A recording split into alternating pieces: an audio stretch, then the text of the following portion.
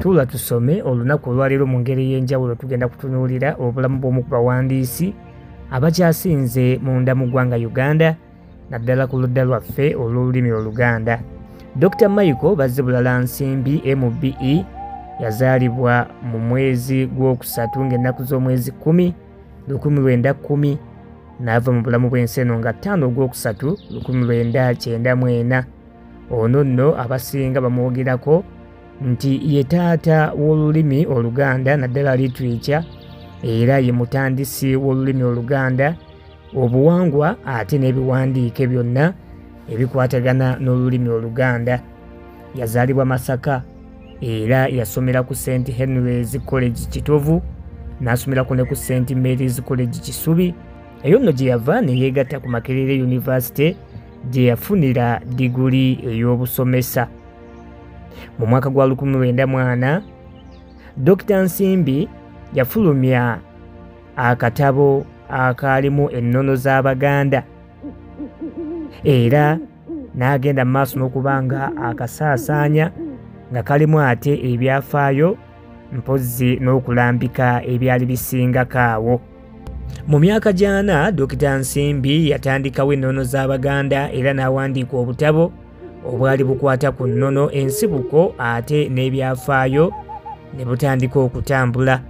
Mu 1905 yatandika Luganda Society, eyo nno yayambako okutumbula olulimi Oluganda wakati mu Buganda ate ne mu bitundu ebirala ebitaali bya Buganda, era nga yakolagana nnyo n'omukulu amanyiddwa nga J.D. Kyeswa.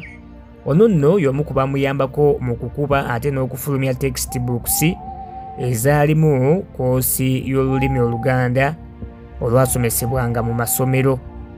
Yali chairman wa Luganda Society okuva mu 1963 okutuuka mu 1987 era nga Dr. Nsimbi y'omu ku bantu abasinga okutumbula olulimi Oluganda, okulukuza ate n'okulutwala mu maaso bwe baatwala Luganda Language Curriculum omulundi ogwasookera ddala Makerere University mu 1976.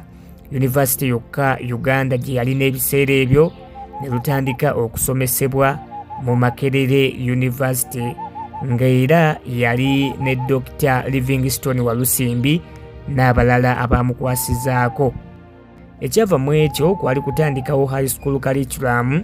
Eno nno baagitandika mu mwaka gwa 1979 ate era ne curriculum for National Teachers College eno gye baatandikawo mu mwaka gwa 1984.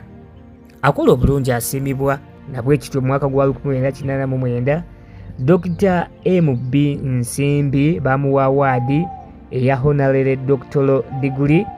Eno nno baagimuweera Makerere University era teyakoma okwo, yagenda mu maaso n'okwongera okulaba ng'akubiriza abantu okwagala olulimi lwabwe, okulukuza n'okuteekamu amaanyi ge si lulimi Luganda lwokka n'ennono eza Buganda naye n'amawanga amalala era n'ennimi endala, ng'akubiriza bannannyinizo okuzaagala era n'okuzitiitiibya.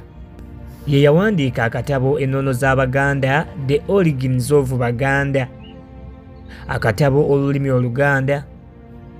Yawandiika An Explanation of the Standard Orthography of Luganda mu mwaka gwa 1958 mpozi ne 1963 ng'ali ne J.D. Kyeswa. Yawandiika ebikwata ku mweso mu Uganda mu 1969 n'awandiika amannya, ebika ate n'emiziro egya Buganda mu 1980. Yawandiika akatabo Njiza okusoma, Kato n'ennaku abasinga kwe bayigira okusoma olulimi Oluganda baaliwo ebiseera ebyo. Kano nno yakawandiika mu 1990. Yawandiika Siwa Muto Lugero mu 1990, amannya amaganda n'ennono zaago mu 1990. Yawandiika n'obutabo bulala bungi obw'enjawulo obubaddeko ko ne ku silabasi z'olulimi Oluganda nga bwali butamanya, Bonna Baasumagira, Kagenda ne banne n'obutabo obulala bungi nnyo. Oyo nno ye Dr. MB Nsimbi, taata w'olulimi Oluganda mu Buganda ne Uganda okutwaliza awamu.